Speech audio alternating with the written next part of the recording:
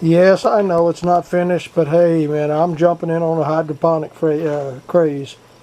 I just got a few plants set in this little system that's really unfinished. I still got some more holes to drill, but I wanted to play with it and check out the flow and see how it really does work, before I drill the rest of them out. My question is, what is the proper pH level of the water? I've tried it with the water that is available from our municipality, which has a lot of chlorine in it. And then what I also did was I come over here to my RV, and on my drain coming off, I catch the water in buckets and I use it in the tank down there that I have to recirculate the water. And all I've really put in it this time, because this is a new project, I don't have all the correct nutrients and stuff, plant food, so I've just got Miracle-Gro in there, and these old cabbage have been in there about a week. They ain't dead yet. I guess they're still working right. But and then I've got some rigging over here on the end. You see that white line? That's air coming out of my air compressor, going in there, bubbling up the water in a tank, which has Miracle-Gro in it, and that's it. I did put a little bit of other regular fertilizer in there.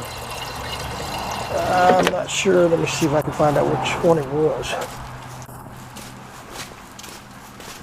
All-purpose fertilizer.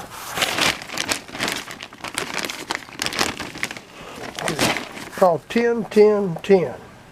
So I put about half a cup of that with some of the water that came from the municipality, which had chlorine in it, and kind of seen a little wilt in the plants.